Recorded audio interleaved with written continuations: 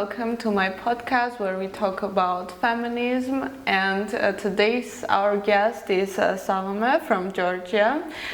She works at Girls Wave and she's a journalist. She learned political science and I think she will give us an amazing insight about problems we face in Georgia as women.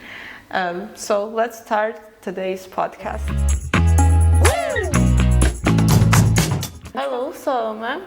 Welcome to my podcast about feminism and gender problems. I want you to tell something about yourself and what do you do? Thank you for invite me. I'm so happy to join this podcast. I'm Salomeei. I'm journalist from Georgia. I worked Girls Wave, which is multimedia, feminist multimedia organization in Georgia. We talk about the topics which is about the women, about the feminism, about the ongoing protests also in Georgia. Also, we should the things happens in Georgia. Also, we want to every voice was heard in Georgia. I'm I graduated I graduated political sciences. So now I'm enjoy journalistic thing. So for how many years do you do journaling? Maybe it's already 5 years. Because I also worked in TV, traditional TV when I left, and then I started to work in for multimedia, which is online platforms, not TV. So you worked as a journalist only in media sphere. Yeah, I also another my main job, which is journalism. I also worked in Georgia part-time as freelancer, do some things about social media and social stuff. So do you consider yourself an activist? Yes, because I interrupted in Georgian protest. So my first protest was in 2019. Maybe you know Gawrelov's night. Yeah. I started then, and the protest going on it's already 6 years. So I really involved this protest. It's already 200 days, maybe a little more in Georgia, ongoing protest in front of Rustaveli. So every day, maybe it's not every day for me, but it's I go to the protest twice a week or maybe that's quite a lot. Compared to Armenia, there are also a lot of strikes, but there were few incidents when many people went to the strike. So it's really impressive that Georgian people fight for their rights and what they want. I think it's quite inspiring for Armenians to do that. And today we're going to talk about women and women's rights in Armenia and Georgia. We had a little discussion before this session, and we understood that Georgian women have more rights in society than Armenian women. I want you to tell about my experience. Your experience, but based on what specific problems do you face in Georgia, as there are many that we face in Armenia, but I didn't quite understand what are the problems, the main ones that you have in routine as a woman. I think that there's so many problems, in Georgia, but I think it's little compared in daily life, Armenian girls' life. I think it's not safety anymore to live in Georgia, for the girl. But I think there's also the main problem. I want to say three minimum topics. What is so problematic in Georgia. First is like security of the girls, the women's. So Georgia, you think is not secure for women? Yes, that's why. That's mainly because of the protest. Because the policemen are so like violence. Against us. The husbands are very violent against the wives, and that's also like if you go to the like police, there's like stigma. If you're going to the police or something like that, this is you're not bad. You're bad. Like so there's also the like job problem. It's kind of if you are and the men like have like same profession, like same degree, and your experiences are the same. The men's wages are more high than the women's. Like the salaries. Salaries. Yeah, there was statistic like the 70% of the men has more wages than like the women. The next question I want to ask you is about like we have the same rights as encrypted. But do you think it's just symbolism? Just the women know that they have same right, but in practice, in real life, we see that we don't. We get so few rights compared to men, as about jobs, salaries. Generally, we can't even walk at night. It's dangerous. It's more like symbolized. You wear white because. When you're like girl, especially like, for example, if you're going like home, like in the night in the street, you always look back if someone like comes up to you. You know the feeling. It's not the same for the boys. It's like anxiety at its peak. Like you walk and you are like just paranoid that someone will come and get you, and it's quite disturbing, I think. But I think it's also a global problem. It's global problem. It's like it's not that a mainly problem in Georgia, but many girls has that same anxiety going along somewhere. It's like it's also like at the taxi problem. They're like you check always the directions and stuff like that. Not only direction, but I also take numbers of the cars and send it to my mom, my dad, so they know I will come surely. And I also do this thing when I'm in taxi and the driver looks like a little bit strange. I like send my location to my friend or my sister or family member to know where I am. It just sometimes they don't understand how much anxiety we have in our daily routine, and even us, we don't notice it because like we are used to it. And when I'm talking to men about these things, they're like shocked, and they're like, you really go through that? And I'm like, I go through that every day. You didn't know? And they say, no, I thought we don't have okay. We never experienced the same thing we experienced like everyday life. So when you talk the guys, the men, they don't know the feeling, so explaining is so hard. Explaining is really hard because they think everything is okay, rights are the same, and when you talk to them, they're like clueless child. They just look shocked and and when we talk with men about feminism, and they already look offended. Like what? The word like the feminism. It's trigger. It's so like the feminism is not understood or like right. What is it? So when I started like talking about the feminism, I started explaining of the feminism. It's like equal rights. You and me are the same. For example, same rights, are the stuff is same. That it doesn't mean that women want to like borrow that power from the men, but we want the same rights, same equality. But when I talk about feminism, they say you have the same rights. Like we have the same rights. But in the society and in daily life, it's dramatically different.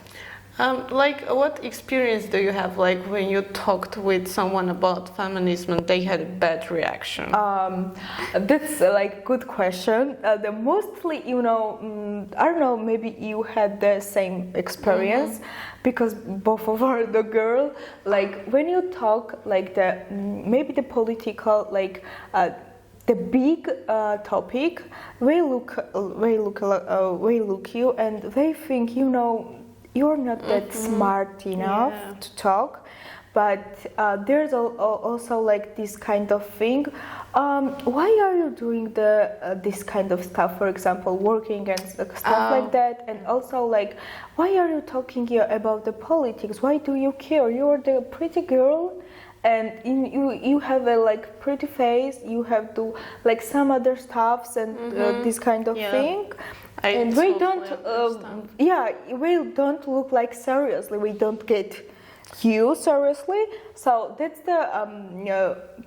that's not problem like that with me. Like I don't have like the mostly same kind of experience, but I get that experience, you know, especially when I talk with the like older men, little bit like older age with men. So for example, the experience like talking about the feminism was like they didn't care, I am man, I am the always right, I am the man in the family and this kind of stuff.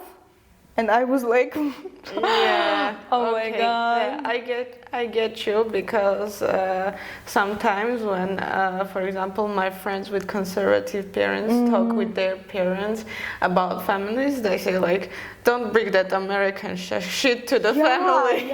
Like, feminism is American shit. It's like Western like influence on us, but it's not true. In Georgia, for example, we had the first election in 1990, like 20th century, and there was like 5 women who like was elected by the like people. So it's not the Western shit or Western like influence. It's like our history.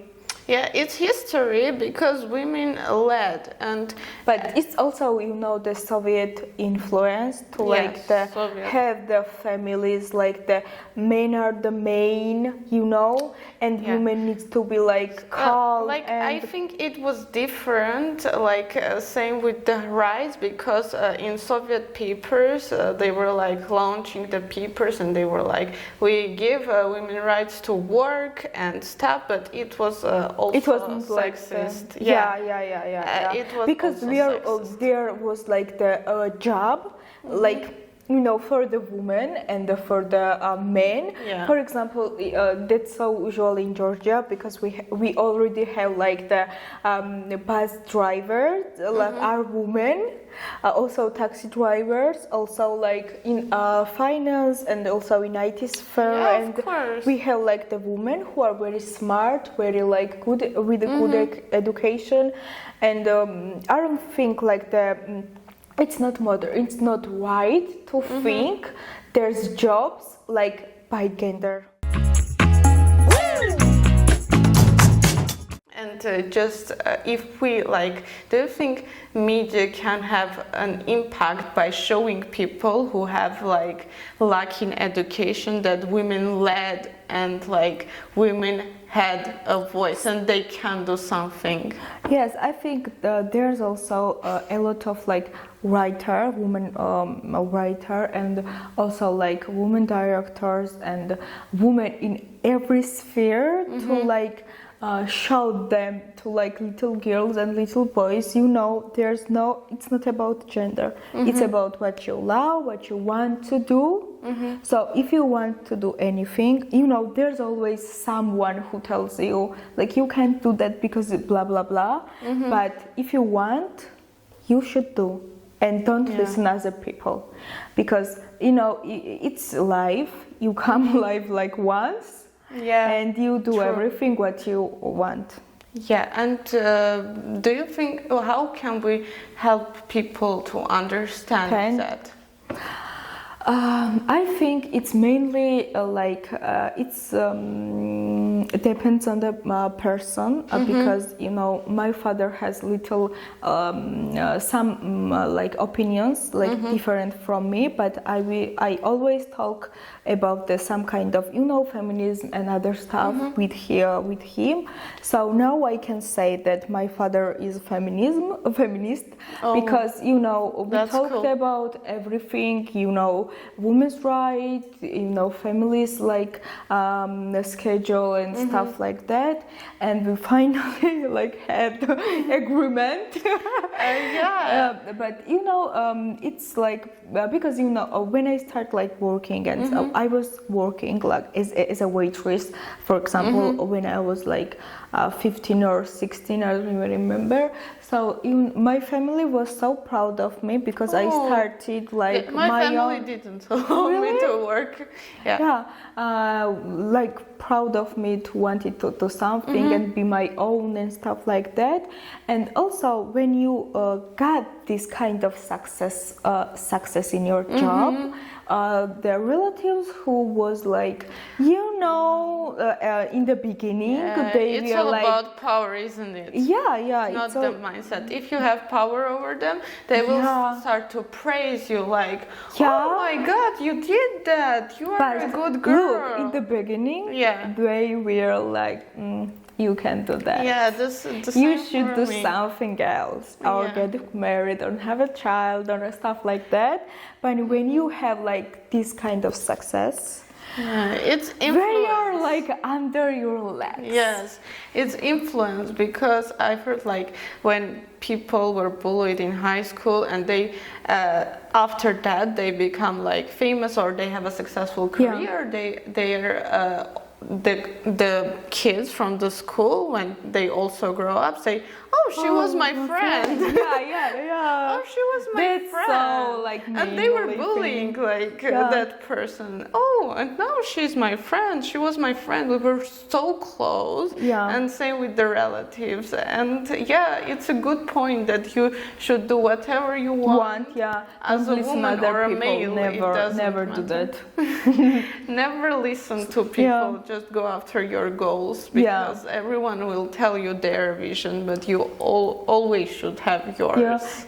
And also there's so like important to like listen your voice, what the heart and the brain tells you, and if you do that, you always have but to not separately. Not separately. It's like mixed. It's really nice to listen to your voice, because we always want to please our family, please our relatives, but in the end, I experienced it myself. I decided that I want to do what I want, not what's meant for me. Like it's not. It's like sometimes you are born with the destiny that your parents said that you will have, and sometimes you confuse yourself with that destiny, because at some point you understand, well, I don't want to do this, I don't want to get married, I don't want to have kids. And it's okay. It's not always judges. But it's not always for the society, but we are not living for the society what thinks. We live because we want do something, but we enjoy, life is too short to like think about other people's opinion. Yeah, but often like you think that you will be an outsider or you will be judged by everyone. How we can like solve these problems in our head or maybe in practice? That's a good question, because it's always depends on the people. If you are like the people pleaser, that kind of like people. If you are the like people pleaser, you never do what you really want, because your happiness on depending like what people thinks. But in my case, I never listen people. I don't care if I will be judged by anyone, because I don't care what they think and their minds. So I always like give advice like little girls and also the boys to don't listen what other people says. If it's like if it's good because or it is bad, if you know, because when I'm doing, for example, my job, and if I know this is like perfect, I don't even care what other things. But for example, in a job, you can't say like to your boss, "This is my vision," because the boss is the one that instructs the vision. In that case, I will change the job. Oh, that's very brave. Yeah, because but not everyone has that kind of bravery. That's the problem. And like in my experience, like I always was brave and always was resistant, but I had wrong choices made for me. Like I told you that like I wanted to go to an army to prove my point. And there were many decisions like that to prove to men something, or to prove to society something, that I can do it, but I was not doing actually what I want. I was like... That's the problem, you don't do the things because of someone, for like relatives, to prove someone something. Because it's not right for my view. I think if you need the first is you prove something for yourself. Because that matters. For me, that matters. To prove myself, I'm better and better every day. I know many people who go through experience like that. That they are resistant. They want to prove something, and they just one day they wake up and say, I still did it for society. I wanted to prove them wrong, but I still did it for them. It's also like age thing, because when you're little, like we have like take like 16, 20, 22, for example, you want to like prove someone something, because you want to prove like, yes, I am worth, yes, I am enough, yes, I am good, and stuff like that. But experience by experience, you like know that's not right, and the first one who needs to prove something is yourself. There's also like so many girls and boys like compare themselves to others.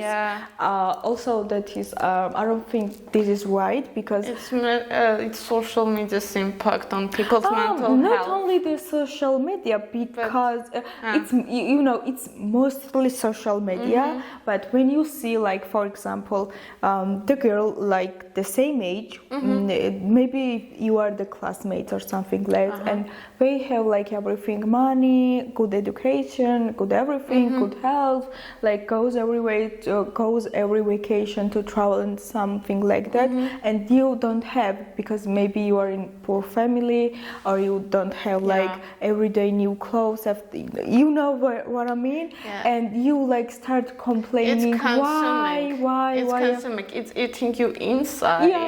And that person too, as you can't really be friends with them if you're jealous of them. Yeah. Because it's not. anxiety. I think it's not the like because I had like one friend who shared with me like her experience when she was like 16. And she had like a friend, but not the true friend who was like rich from the rich family, and she always like compared herself with her. So that was like that was not like jealousy. It was like, why do I have not it? Why I was born with like kind of family. Kind of unfairness feeling. But it's also consuming. It's also very wrong to even think about it. But especially in the social media, there's I think mostly social media are fake, especially like TikTok and like Instagram and the kind of stuff. Because you show the good side of you. You can't there are few influencers that like record themselves failing and crying, or even if they are crying, they're crying like for some kind of crap. Somehow the crying is also fake. I know the cases, and also social media has so much power to like empower women and tells the story, like empowering story, and tells like the real story, and tells the girl that we have do things, the lives, what would be like better for them. But there are so many cases that social media is like taken by wrongly, I think. And also there's so many girls like using like Instagram and TikTok not in good way. So there is a recent propaganda about like OnlyFans women who are like saying, doing OnlyFans empowers me, I'm a feminist, and like they have crazy numbers of followers who are saying, it empowers you, you have so much money. And what do you think about that? Like, is it empowering actually, or is it just another way to embarrass women in public? I think like when you are a girl, especially when you are a little girl, you have to know. I know it's not easy, but you have to know what is like real and what is fake.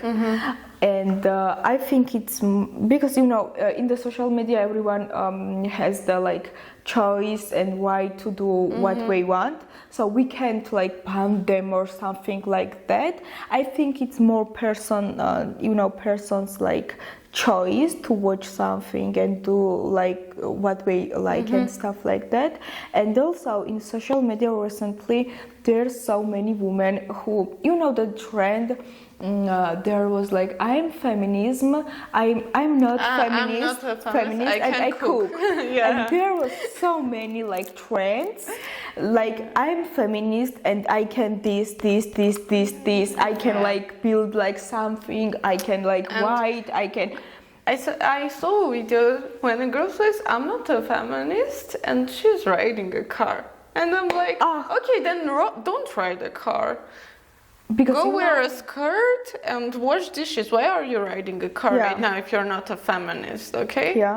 And also that's one example why the feminist is misunderstanding with the people, because driving the car, it's bare minimum. It's not about feminism. It's not. Because I know that in the old times it's what we fought for. Because in the like old times, like maybe centuries ago, not even centuries ago, maybe 50 years ago, women doesn't have right to ride a car and stuff like that. And some girls, especially the girls and women, comes out and I'm not feminist and I'm driver car. So what? What do we want to say this kind of like statement? also there is like resistance series. I saw like many Kazakh women who were like killing. It's like a wife who wears who wears a headband, and they're like publishing their old photos when they were young and free, and then they publish the now photos. And you know the Iranian case before the like religious revolution in 1879. There's like old photos like Iranian women like on the beach like with like swim. I even cried one time. With a swimsuit and you know colorful like happy life, and then now we see how women are treated this kind of like regimes. You know this kind of regimes, woman is not even human. My mother recently went to Iran, and she saw like many women were not wanting to wear the hijab. I think it's okay, like it's everyone's choice, their religion, but it's a choice. It's not a mandatory thing. And now we see women in Iran that they don't want to wear hijab. We see women in Afghanistan that are very traumatic. You know, in Afghanistan, they have no rights to learn. You know, the girls. They don't have rights to speak. Let's start there. They don't even have the right to speak. They have like access to education and it's when we compare everything, and like that's what I was saying about that. Like in social media, you see like many people like crying, like I'm alone, and publishing it while the other women are struggling with these kinds of problems, and like these women have like 20 million followers, and they know they have a voice and they can change something, but why do you think they don't do it? Because of losing auditory or something? No, not that kind of thing. I think they have life. That kind of lifestyle, and we are only focusing on that because I don't know. It's like I also want to like say there again that it's like person's choice. Like if you're like have good life and stuff, it doesn't matter and doesn't matter for you what happens. For example, in Iran, in like Afghanistan, what happens about the woman in other countries. So you think it's personal choice? Influencers speak about it. Do you think it will have a major impact, or it will cause a conflict? I think it have to be like major impact, because you know if we start talking like everyone starts talk like about the feminism, about women's rights. For sure, it has like influence on like some other girls, but we don't have like this kind of rights to tell someone you should do that. You know? Okay. Of course, we shouldn't impose our opinions. Yeah. But also there's like so many. I want to say this because in Georgia we have like some kinds of influencers. We always talk about the protests, for example, or violence or stuff like that. But there's also like influencers who just have like their own life. They don't even care what happens, like about the protest, what happens in the country, what happens, you know, in the street where the people are beaten. Recently, life in Georgia, the main diversity is like about the politics, because you know there's so much tons of like propaganda about the comes from the government, and there's like if you imagine like there's people like side of the government, and there's so many people like side of the opposite. So the situation are like dramatically bad, because we even can't have like talk with each other. So we call some kind of bullying words about each other, and we don't even like talking about the subject. What is the problem? How we can do like take care of them and start like that. So the main problem, the first problem is like this diverse like opposition and opposite and like the government. So other also can be like maybe 20%. It's also about the politics, for example, Russia and like joining EU and NATO. There's also like 80% of Georgia's population wants to join EU and NATO. So there's like some kind of people, I don't know, who wants to start talk with the Russian government, and that's also like polarized. What about the women's right and this kind of field?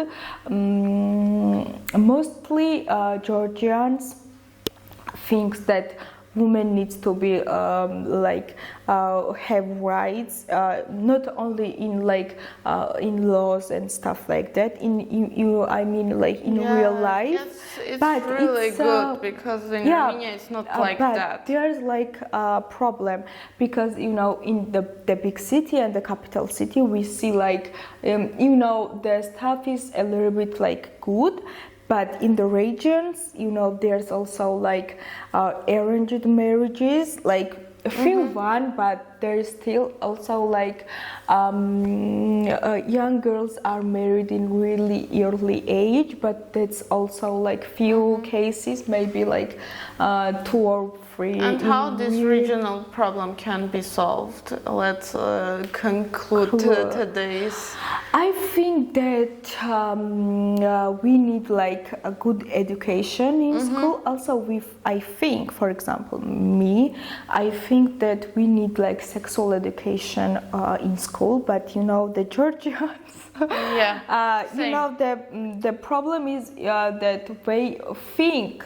The some Georgians, like especially in regions, think that sexual education means teach the pupils how to have sex, which is wrong. And the point is that the classes should be mandatory of sexual education. Yeah. Because I think so too. we have like the biology in the school, and there was like topic of the period, and the boys going like outside of class. So when we we had that too. And when we have like only girls, the teacher told about the period and this kind of ovulation. Yeah, and this it's kind really of great that something is changing. But because of the influence that feminists have. Yeah, but I also think the government needs to be like fully like a project about the sexual education and stuff like that. Stuff like that. It should be learned in the school. Yeah. That's for the facts, because we have like so many abortion in early ages. Also, like so many like disease, which comes from the final thing that we want to tell our listener is education. We should implement education everywhere and about every topic possible.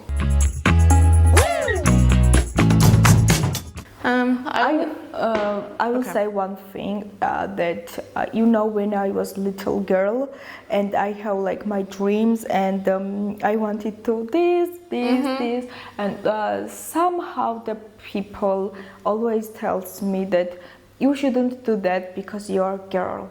That kind of stuff. Yeah, of course. I always routine. Yeah, I always was like against it. To someone like tells me what to do. so that's not my thing to do that. So I want to say, like, little girls and little boys who listens others' opinions, you don't do that, because that's your life. You need to have like good education, good life. The happy life. The one you want, not the general one. What the society wants, it's for the society, not for you. So I want to know that you come live for once. You should do that what you want and not other. For sure. So I think the main we talk about so many problems about the woman, and the key is like to have good education. Thank you very much, Salome, for coming here. I had a wonderful talk with you, and it was very informative. And I think every woman is like other, because they have the same problems and same experiences. And always remember to have a voice and wake up.